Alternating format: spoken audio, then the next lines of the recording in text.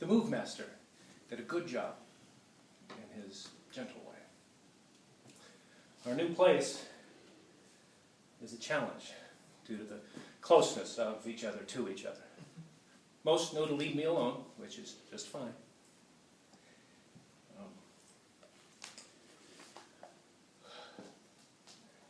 I don't look as I once did.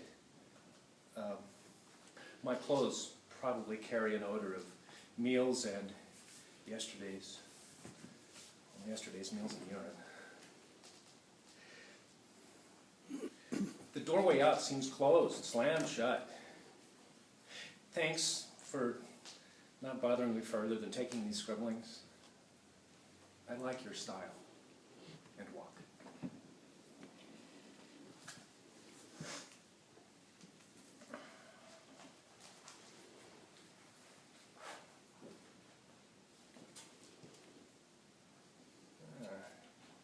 Thanks for the Starbucks gift cards.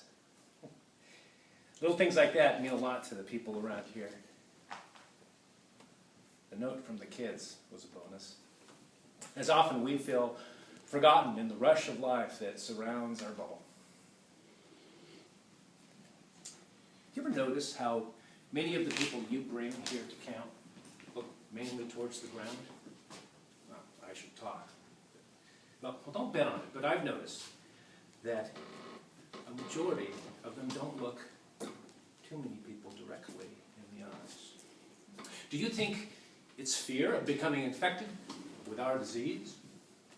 The never-ebbing, always growing, unrelenting poverty that separates and brings us together in this ragtag menagerie of hopeful and hopeless souls.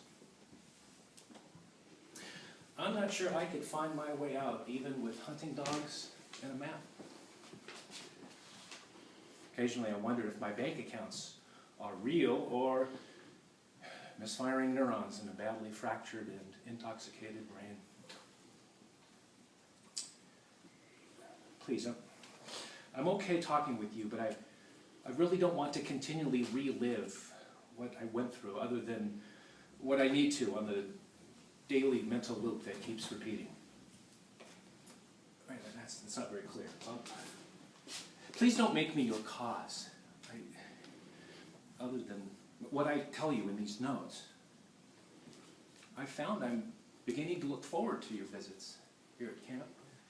Kind of like the fox in The Little Prince. Are you taming me? Unlikely. I heard we might move to Seattle in December. Look around. This place is becoming more reflective of the mentally ill than it ever was before. I don't know if it has anything to do with being here, but it is noticeable. Oh, you should hear the sounds at night. Screaming and crying with no mother rushing in to pacify. Everything will be all right. I'm here. Don't cry. Sometimes everything is not all right.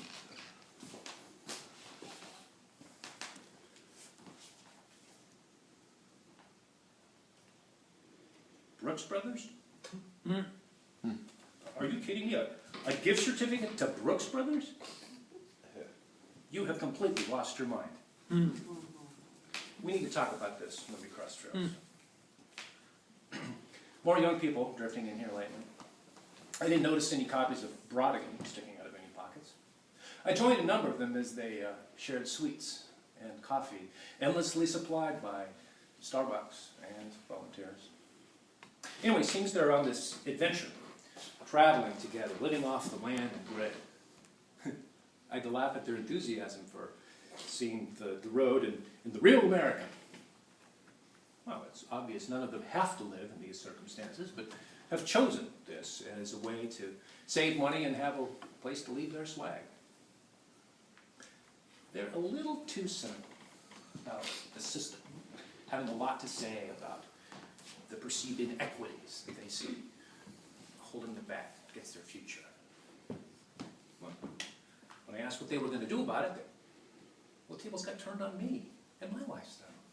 One of the kids was pretty aggressive, asking You know, well, why don't I do anything to change the system? Who's right, of course.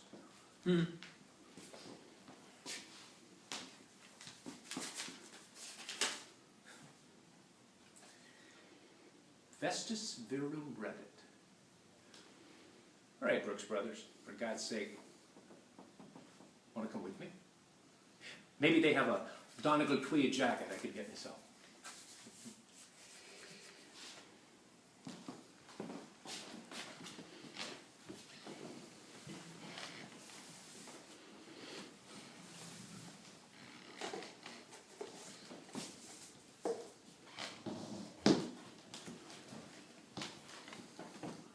Here I sit at a Starbucks, pounding away on an Apple laptop.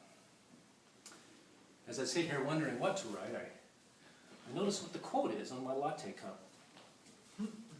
Love wins. Kind of like getting just the right fortune cookie or astrological forecast right when you need it. Shortly after meeting Father Jim, and particularly after my dinner with him, I reached out to him, asking for what help he could give me in finding what family I have left.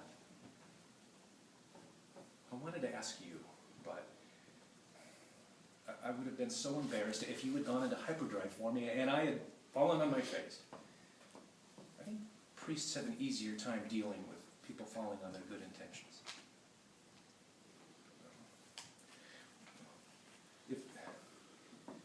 I hope you don't feel bad. I didn't mention anything. If this hurts you, I'm sorry.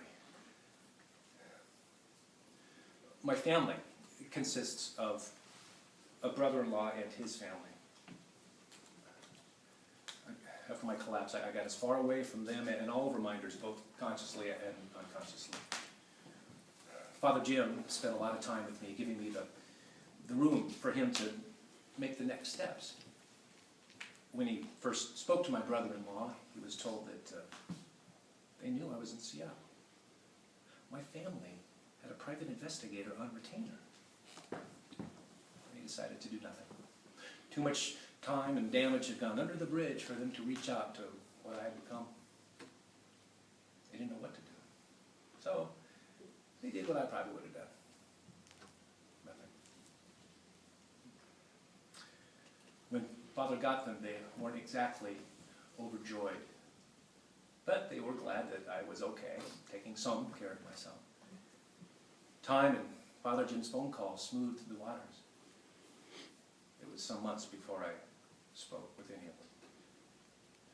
That was a rough call. There were plenty of tears to go around. But the kids told me how much they missed me, which made it easier. Things moved faster than I would have thought. I agreed to certain things I would do, and they agreed to let me stay in a guest house while we all figured out the next steps. You know, the good thing for me was that no one considered me dead and buried. So my bank accounts continued to accrue value, my share in the family business. Well, obviously I have no position there, but I have the means to stay afloat fairly comfortably. Seems like a lot of things were working in my behalf while I was floundering around myself.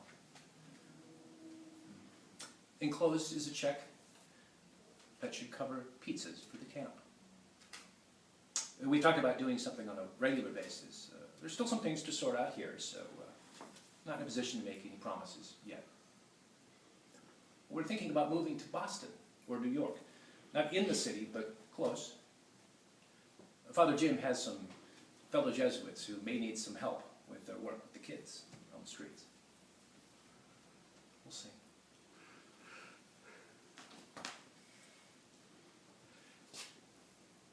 Thanks for everything.